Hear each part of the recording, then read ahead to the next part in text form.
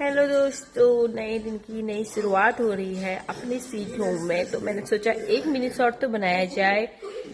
तो मेरे दोनों अनमोल रतन उठ चुके हैं। यहाँ देखिए, बड़ा रतन भी उठ चुका है और ये छोटा रतन, रुक जाओ, छोटा रतन ये रहा हमारा।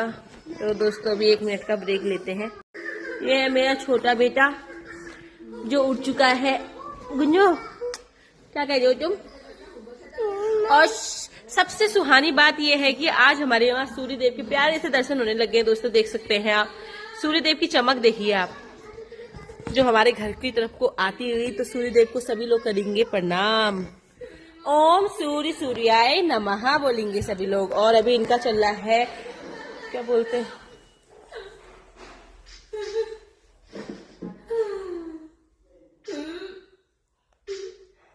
यहाँ तो कुछ ज्यादा ही शांति है। मामा कहाँ है? डोरेमोन, सुनिए मॉम।